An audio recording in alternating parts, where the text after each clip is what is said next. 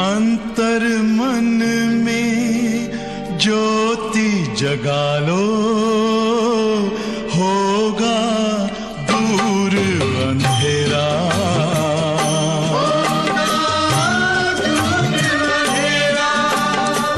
शिव का कर लो ध्यान, आ रहा पावन पुण्य सवेरा।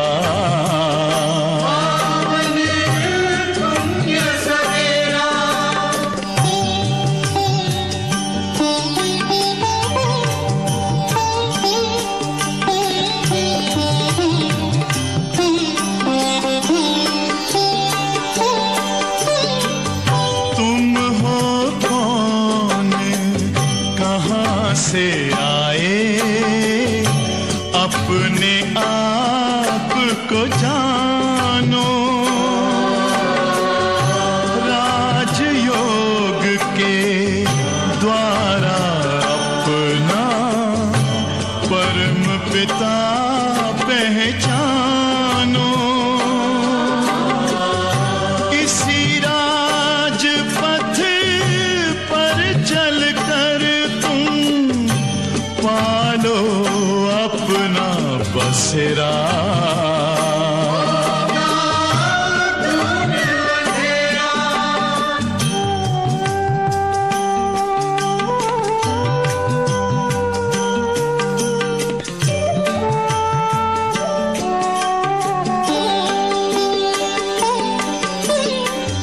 तुम हो आत्मा तन से न्यारे, परमात्मा को प्यारे।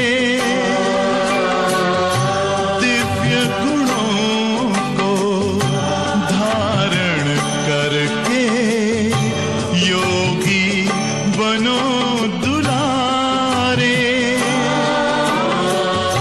ज्योति बिंदु ही तोड़ेगा ये माया का घेरा।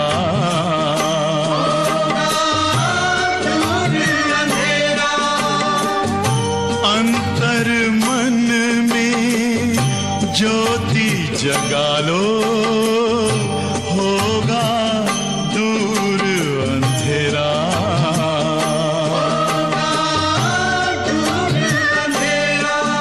ओम शांति,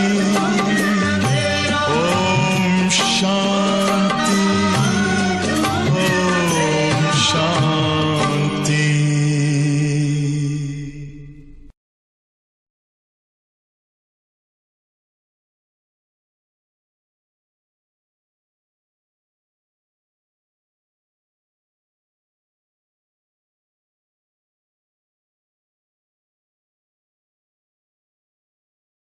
ओम शांति। मुरली की तारीख है 16/4/2021। बाबा ने हम बच्चों को आज बहुत सुंदर ऐसी एक बात बताई है, विशेष गुण, वो है रमणीकता। बाबा कहते बाप भी रमणीक है, तुम बच्चों के अंदर भी रमणीकता होना बहुत जरूरी है, और देवताएं भी बहुत रमणीक है। देवताओं के अंदर विशेष रमणीकता और पवित्रता। पवित्रता होने के कारण कशिश है, अपवित्र मनुष्य आत्माएं झुकती हैं। तो बाबा की याद से पवित्रता की कशिश बढ़ती है। लेकिन बाबा कहते स्वभाव के अंदर रमणीकता भी बहुत जरूरी है। तुम बच्चों को रमणीक होना चाहिए। रमणीक बच्चे सदैव हर्षित रहते, खुश रहते हैं। उन्हें देखकर दूसरे भी खुश हो जाते हैं। साधारण भी रहना है, क्योंकि अभी हम वनवा में हैं। बाबा भी बड़े साधारण हैं। जिस तन में बाबा ने प्रवेश किया, आधार लिया, ब्रह्मा बाबा भी बहुत साधारण रहते हैं। लेकिन साथ साथ रमणीक भी बहुत जरूरी है। बाबा कहते देखो मैं कितना साधारण हूँ और कैसी सेवा बाबा करते जो हम बच्चों को फॉलो करनी है।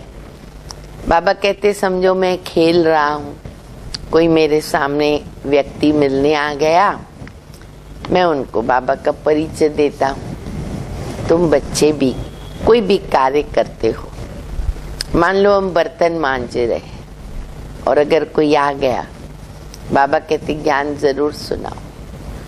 ऐसे रमणीक स्वभाव बनाओ और इतनी पवित्रता की आकर्षण हो, कशिश हो कि वो व्यक्ति भी देखता रह जाए, वंडर खाए और वो खड़ा हो जाए। तो ऐसी विशेषताओं को हमें यहाँ धारण करना है। जब हम दैवी गुणों को धारण करते हैं तब हम भविष्य में देवता बनेंगे। तो बहुत मीठी मीठी शिक्षाएं सुंदर सुंदर बाप दादा मुरली में देते रहते हैं। बाबा की मुरली सुनेंगे। मीठे बच्चे अलफ और बे को याद करो, अलफ और बे को याद करो, रमणीक बन जाएंगे।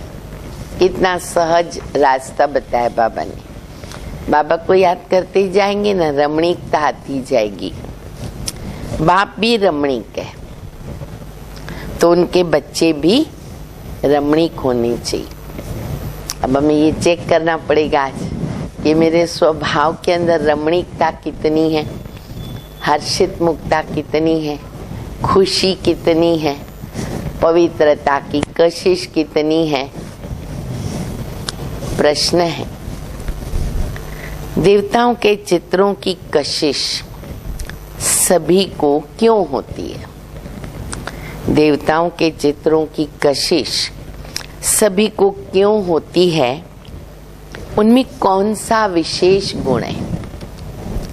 कहाँ भी मंदिर में जाएं, घर में हो देवी देवताओं के चित्र, पत्थर की मूर्तियां, लेकिन देख के मन प्रसन्न हो जाता है, खुशी मिलती है। 2 घड़ी के लिए मन शांत हो जाता है, सुख का अनुभव होता है।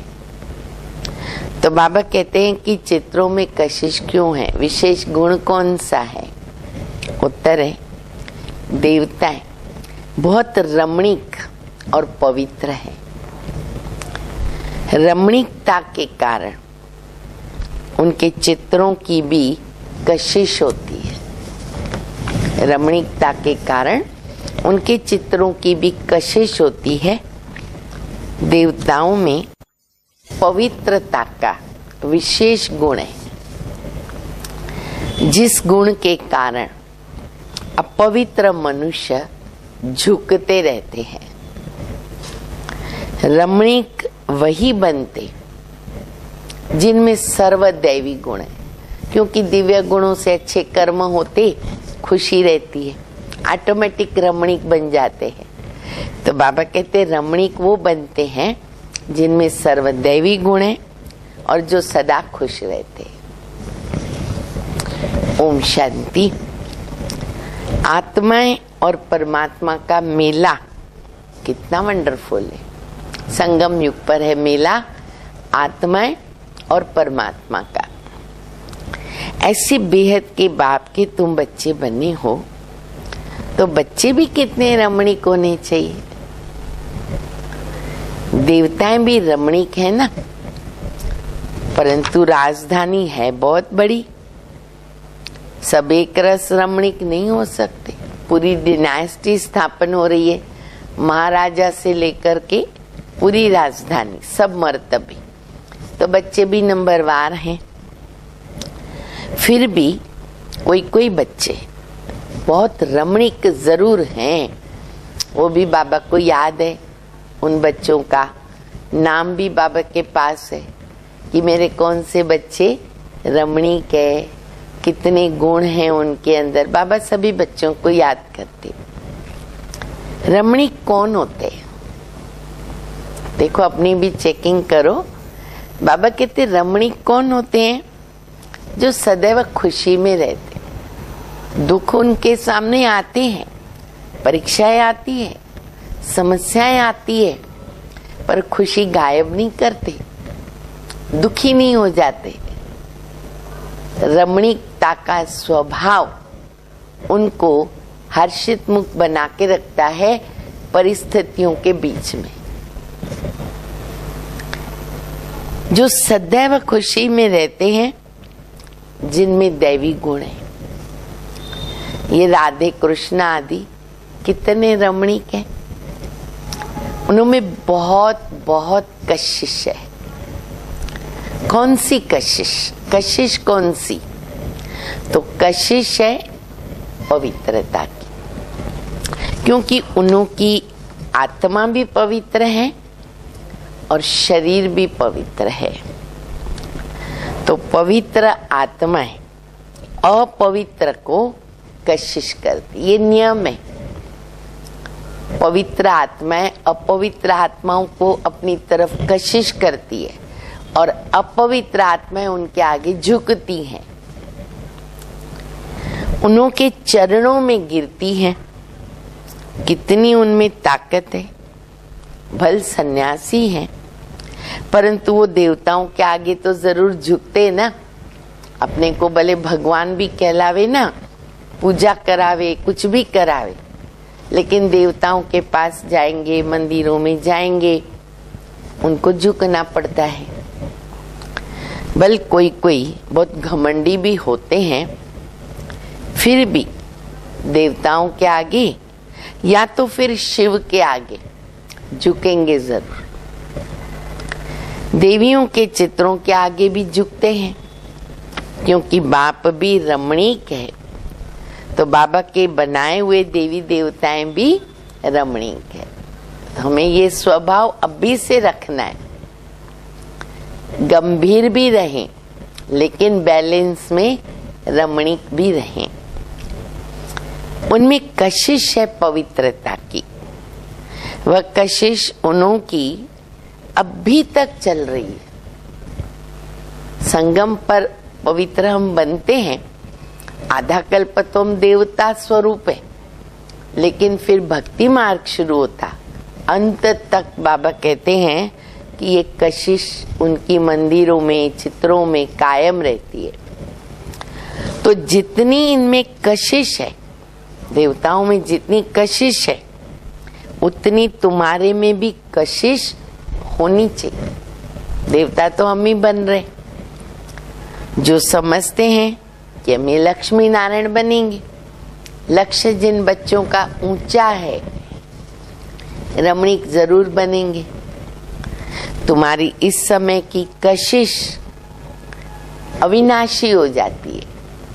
पवित्रता की कशिश बाबा कहते अमिट, अविनाशी हो जाती है। सबकी नहीं होती है, नंबरवार होती है। भविष्य में जो ऊंच पद पाने वाले हैं, उनमें यहाँ ही कशिश होगी। धारणा तो यहाँ करनी पड़ेगी। बाबा कहते हैं कि भविष्य में जो बच्चे बाबा के ऊंच पद पाते हैं, यहाँ से ही उनकी कशिश दिखाई देती, अनुभव होती, क्योंकि आत्मा पवित्र बन जाती है। दादियों को हमने देखा कितनी कशिश रहती है। तुम्हारे में ज्यादा कशिश किसमें हो सकती है? तुम्हारे में ज्यादा कशिश उनमें होती है जो खास याद की यात्रा में रहते। उसका फाउंडेशन है बाबा की याद। यात्रा में पवित्रता जरूर रहती है और पवित्रता में कशिश रहती है। पवित्रता की कशिश फिर पढ़ाई में भी कशिश लेके आती। देखो कनेक्शन कैसे बाबा जोड़ रहे। बाबा की याद की यात्रा तो पवित्रता, पवित्रता तो कशिश, फिर वो कशिश जो है पढ़ाई में भी कशिश ले आती है। ये तुमको अभी पता पड़ा। तुम इनके यानी लक्ष्मी नारायण के ऑक्यूपेशन को जानते हो। उन्होंने भी कितना बाबा को याद किया होगा। बाबा मम्मा हमारे सामने हैं। ये जो इन्होंने इतनी राजाई पाई, तो जरूर राजयोग से पाइए। इस समय तुम ये पद पाने के लिए आए हो। बाबा बैठ तुम बच्चों को राजयोग सिखाते हैं। ये तो पक्का निश्चय करके आए हो ना यहाँ पर। किसके पास आए, क्यों आए, पक्का निश्चय है ना। बाप भी वही, पढ़ाने वाला भी वही, साथ भी वो ले जाएगा। सत बाप, सत टीचर, सत गुरु। तो ये गुण सदैव रहने चाहिए। सदैव हर्षित मुख रहो, चेहरा खुशनुमा हो। जोर जोर से हंसने के लिए नहीं, लेकिन बाबा कहते मुस्कुराते हुए रहना। कोई देख कर हमको प्रसन्न हो जाए। सदैव हर्षित कब रह सकेंगे? जब बाप अल्लाह की याद में रहेंगे। बातें तो सामने आने वाली हैं जो हमारी खुशी गायब करती हैं, हमें उदास करती हैं, दुखी करती हैं, लेकिन हमें होना नहीं है। ये कब हो सकता? जब बाबा साथ में है। जब अल्लाह की याद रहेगी तो बे की भी याद आएगी। बे माना बादशाही। तो क्या हो जाएगा? रमणीक हो जाएंगे। क्योंकि जिसको बादशाही याद है, राजाई मिल रही, वो तो नशे में रहेगा, खुशी में रहेगा, तो रमणीक बन जाएगा। तुम बच्चे जानते हो हम यहाँ रमणीक बनकर और भविष्य में भी ऐसा रमणीक बनेंगे। यहाँ की पढ़ाई अमरपुरी में ले जाती है। ये सच्चा बाबा तुमको सच्ची कमाई करा रहे हैं।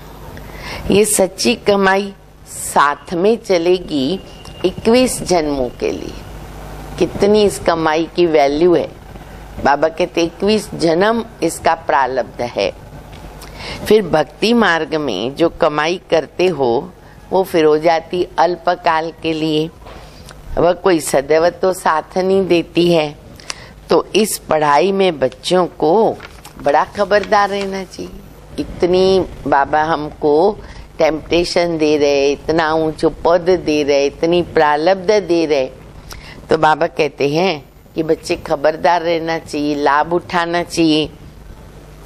तुम हो साधारण, तुमको पढ़ाने वाला बिल्कुल साधारण रूप में है, तो पढ़ने वाले भी तो साधारण रहेंगे ना। जैसा बाप वैसे बच्चे।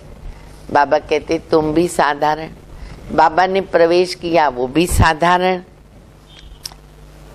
तो पढ़ने वाले भी साधारण रहेंगे। नहीं तो लज्जा आएगी कि हम ऊंचे कपड़े कैसे पहने। हमारे मम्मा बाबा कितने साधारण हैं, तो हम भी साधारण रहेंगे। तो क्यों साधारण रहते हैं?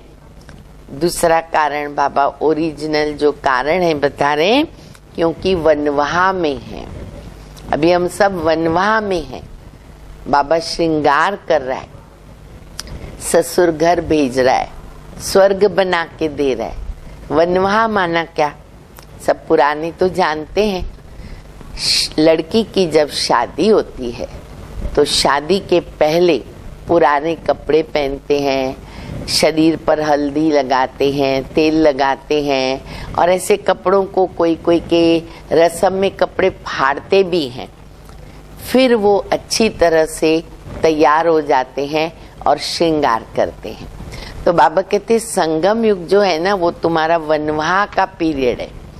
यहाँ तुमको साधारण रहना है और भविष्य में फिर हम सजे सजाए रहते हैं। तो बाबा कहते क्योंकि वनवाह में हो, अभी तुमको जाना है। यहाँ तो कोई शादी आदि नहीं करनी है। वो लोग जब शादी करते हैं तो फिर कुमारी को वनवाह में रखते हैं, मैले कपड़े पहनती है, तेल लगाती है, क्योंकि ससुर घर जाना है। ब्राह्मणों के द्वारा सगाई होती है। तुमको भी अभी ससुर घर जाना है। रावणपुरी से रामपुरी अथवा विष्णुपुरी में जाना है। तो ये वनवाह का जो रिवाज इसलिए रखा है कि कोई भी अभिमान देह का, कपड़ों आदि का न आए। इसलिए बाबा कहते हमेशा समझो हम वनवाह में बैठे हैं। किसको हल्की साड़ी है, दूसरे को देखते हैं कि इनके पास तो ऊंची साड़ी है, तो ख्याल चलता है, सोचते हैं कि ये तो वनवाह में है नहीं। लेकिन तुम वनवाह में ऐसे साधारण रहते हुए कोई को इतना ऊंच ज्ञान दो ना, तो इतना नशा चढ़ा हुआ हो कि उसको तीर लग जाए। ये बाबा बहुत अच्छी बात सिखा रहे कि बच्चे सिंपल रहो, साधारण रहो। फिर तुम्हारे सामने कोई आता है, तुम्हारा वो नशा, वो तुम्हारी खुशी चेहरे से झलकनी चाहिए और फिर तुम मुख से ज्ञान दो, तो देखो उनको भी नशा चढ़ेगा, उनको भी अच्छा लगेगा, तीर लगेगा। अच्छा भल बर्तन मांजते रहो, कपड़ा साफ करते रहो। तुम्हारे सामने कोई आया, क्या करना है, झट अल्लाह की याद दिलाओ उनको। तुमको वो नशा चढ़ा हुआ हो और सादे कपड़ों में बैठ के इसको नॉलेज देंगे ना, तो वो भी वंडर खाएंगे। भले कैसे भी साधारण, साफ सुथरे होने बहुत जरूरी है, स्वच्छ साधारण होंगे तो चलेगा। तो बाबा कहते हैं कि ऐसे साधारण कपड़ों में ज्ञान इतना ऊंच देंगे तो सुनने वाले वंडर खाएंगे कि इनमें कितना ऊंच ज्ञान है। ये ज्ञान तो गीता का है जो भगवान ने दिया है।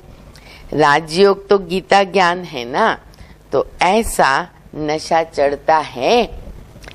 जैसे बाबा अपना मिसाल बताते, अब ब्रह्मा बाबा अपना मिसाल बताते, समझो हम बच्चों के साथ कोई खेल कर रहा हूँ।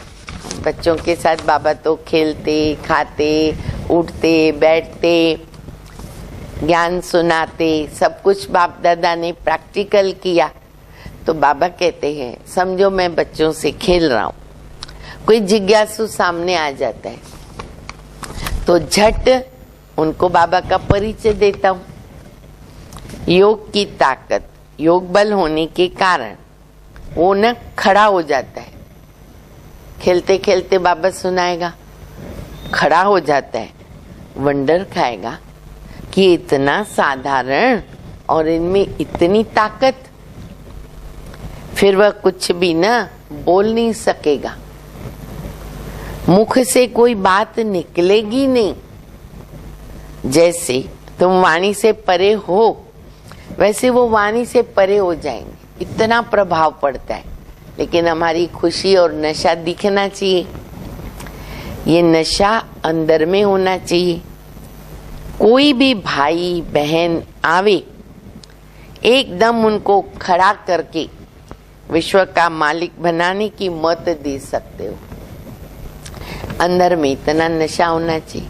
शुरू शुरू में जब दादियां सेवा में निकली तो ऐसा नशा था, ऐसी खुशी रहती थी। कोई कोई बच्चों में भी अभी तक होती है। तो बाबा कहते इस सेवा से सफलता पाते हैं।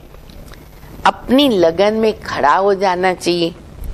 बाबा सदैव कहते हैं तुम्हारे पास जो ज्ञान है, ज्ञान तो है पर योग का जोहर चाहिए, वो नहीं है। प्यूरिटी और याद में रहने से जोहर आता है। याद की यात्रा से तुम पवित्र बनते हो, ताकत मिलती है। ज्ञान तो धन की बात है। जैसे स्कूल में पढ़ कर के MA BA आदि करते हैं ना, तो इतना फिर उनको पैसा भी मिलता है। जितनी बड़ी पोस्ट है, अच्छी नौकरी मिलेगी तो अच्छा पैसा कमाएंगे। यहाँ की फिर दूसरी बात है, भारत का प्राचीन योग मशहूर है, बाबा की याद। बाप सर्वशक्तिमान है, तो बच्चों को भी शक्ति मिलती, बच्चों को बाबा से शक्ति मिलती है। बच्चों के अंदर में रहना चाहिए हम आत्माएं बाबा की संतान है, परंतु बाबा जितने हम पवित्र अभी नहीं हैं, अभी बनना बाकी है। फॉलो फादर कर रहे, अब तो समय कम होता जा रहा है। बाबा कहते हैं बाप समान बनो। अब ये है एम ऑब्जेक्ट। योग से तुम पवित्र बनते हो। जो अनन्य बच्चे हैं ना, वो सारा दिन यही ख्यालात करते रहेंगे।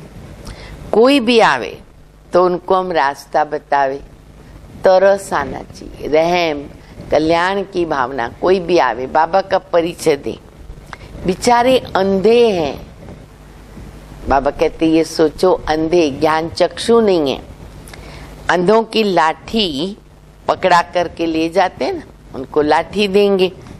तो बाबा कहते सब अंधे हैं, ज्ञान चक्षु नहीं है। अभी तुमको ज्ञान का तीसरा नेत्र मिला, तुम सब जान गए। सारे सृष्टि के आदि मध्य अंत को हम जानते हैं। ये सब भक्ति मार्ग की बातें हैं। तुमको पहले भी पता था क्या? क्या? Hear no evil, see no evil, talk no evil, think no evil, do no evil. ये चित्र क्यों बना? हाँ, बंदर का चित्र बना दिया, महात्मा गांधी के समय की बात है। फिर हमारे बाप दादा ने दीदी जी को बिठाया, ये भी हमारा सौभाग्य है, हमें गर्व है। बाबा कहते ये चित्र क्यों बना?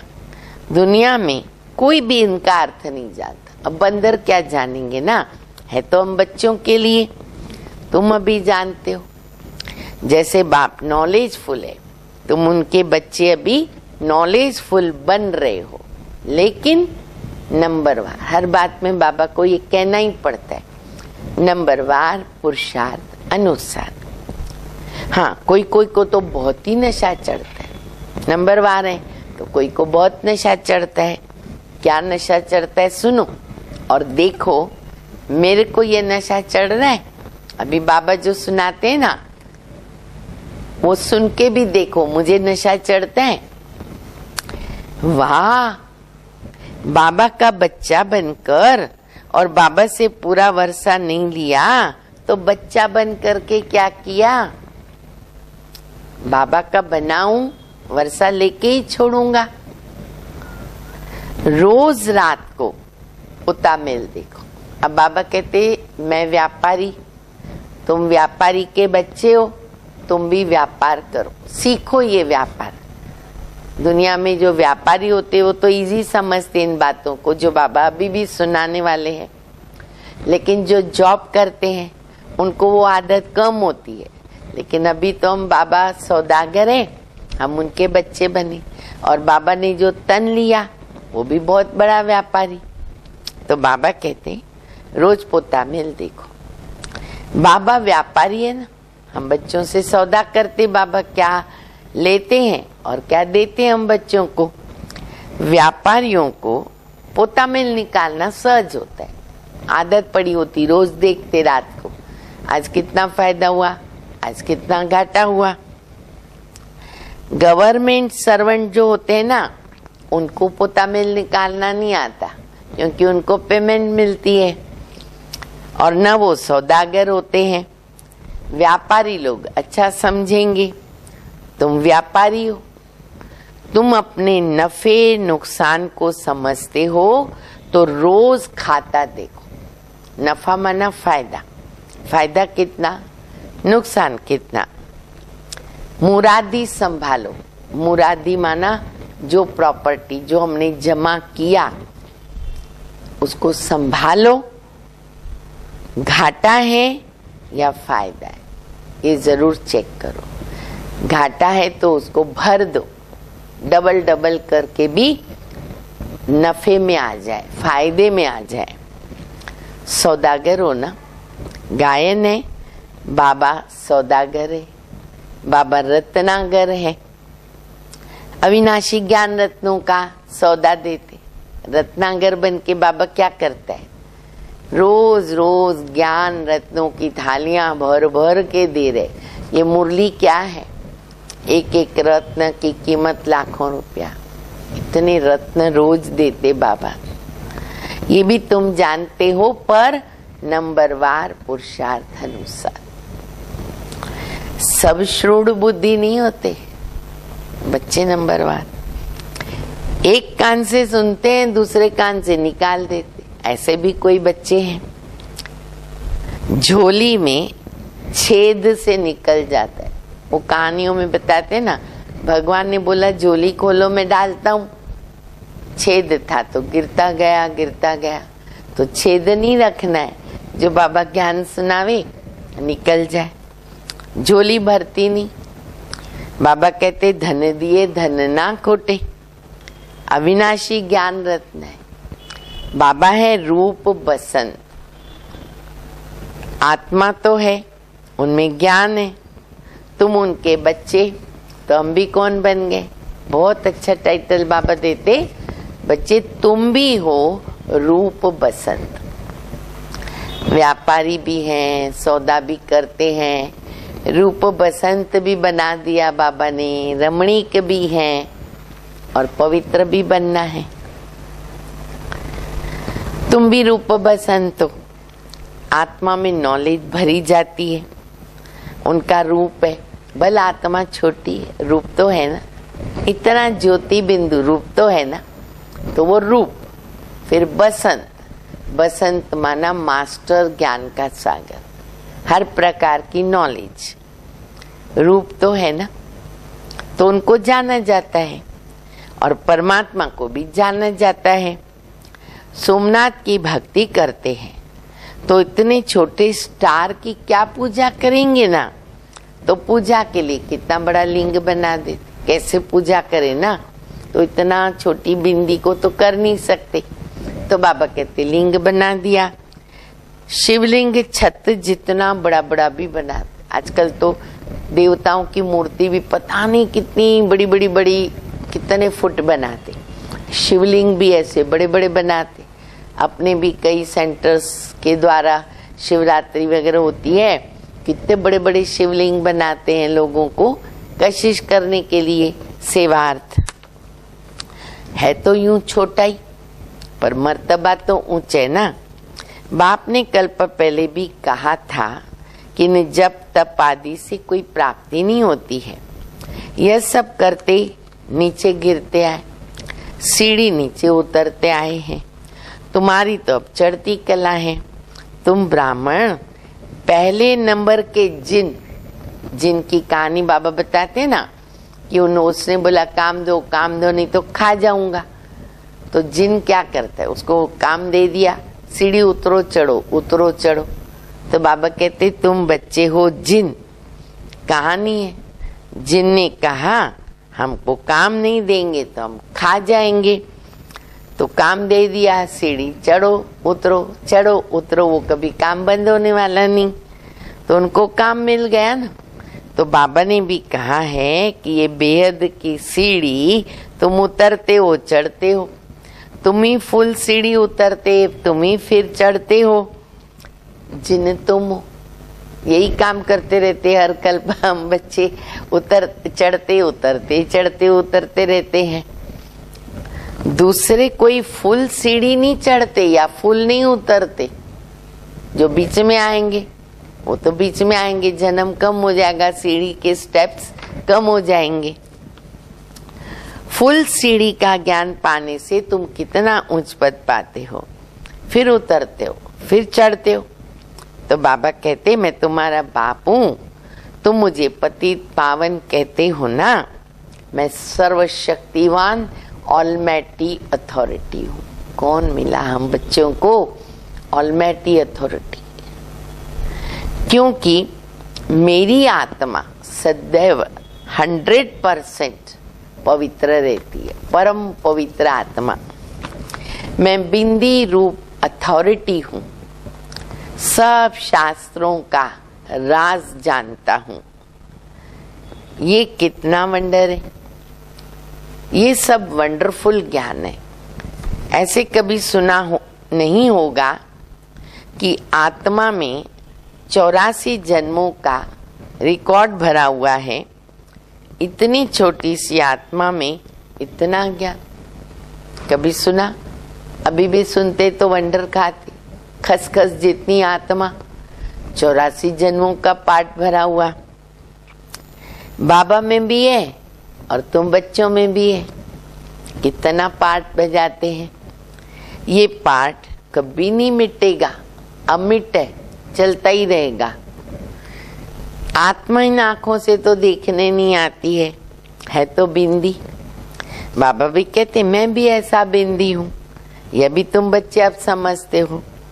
तुम हो बेहद के त्यागी राज ऋषि। देखो कितने टाइटल्स मुरली में मिल गए। हाँ, व्यापारी, रूप बसंत, जिन। अब बाबा कहते तुम बेहद के त्यागी हो, राज ऋषि हो। कितना नशा चढ़ना चाहिए। राज ऋषि बिल्कुल पवित्र रहते हैं। राज ऋषि होते हैं सूर्यवंशी, चंद्रवंशी, जो यहाँ राजा ही प्राप्त करते। वो अभी तुम कर रहे हो। ये तो बच्चे समझते हैं कि अभी हम जा रहे, खिवैया की स्टीमर में बैठे। कहाँ बैठे हम सभी? आनंद लो, स्टीमर में बैठे। और यह भी जानते हो कि ये पुरुषोत्तम संगम युग है, जाना तो जरूर है। पुरानी दुनिया से नई दुनिया जाएंगे, पर वाया शांति धाम। ये सदैव बच्चों की बुद्धि में रहना चाहिए।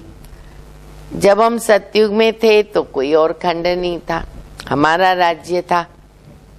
अब फिर से योग बल से हम अपना राज्य ले रहे, क्योंकि समझाया है योग बल से विश्व की राजा ही पा सकते हैं।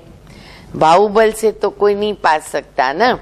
बेहद का ड्रामा है, खेल बना हुआ है। इस खेल की समझानी बाप देते हैं।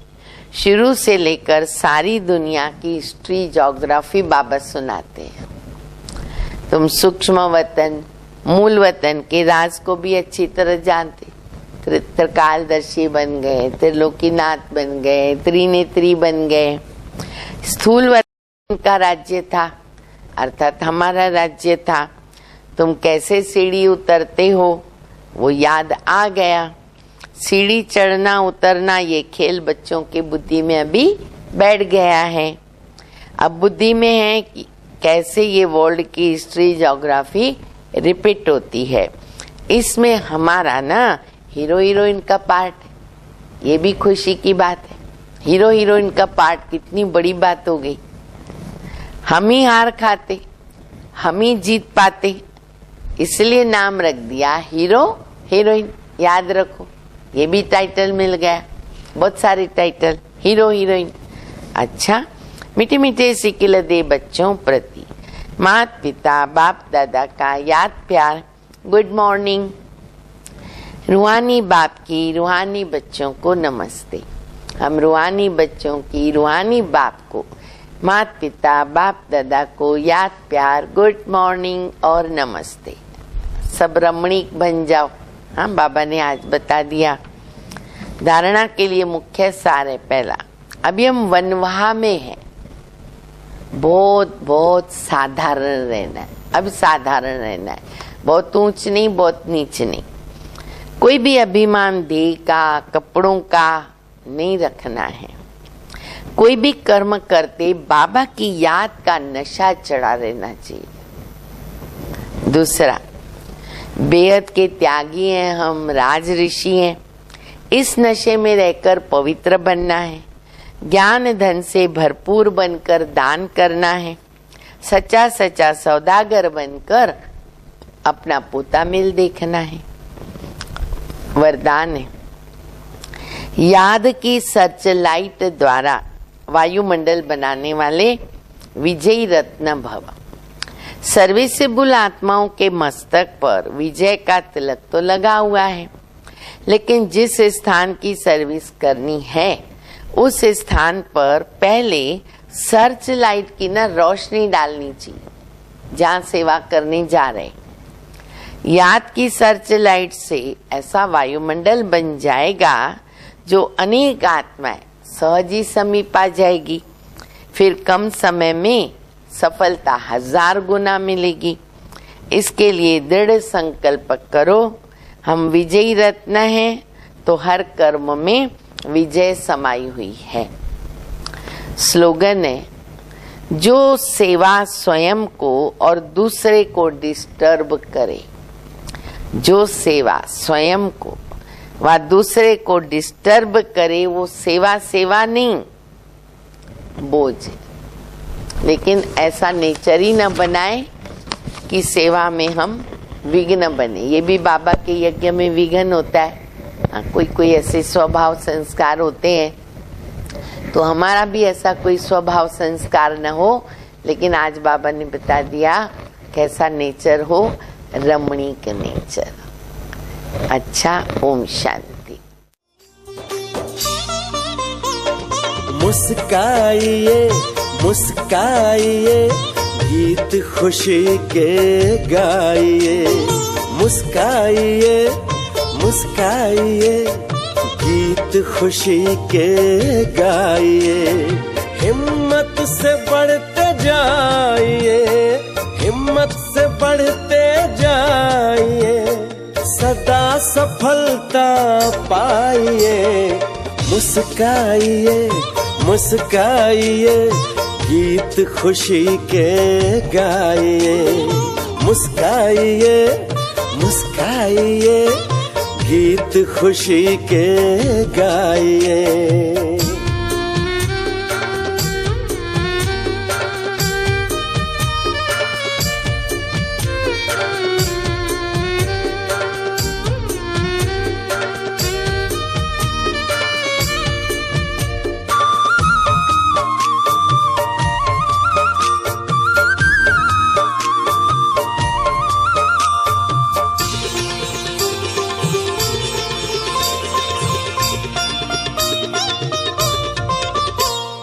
हंसते ही तुम रहे सदा तो मुश्किल हल हो जाए।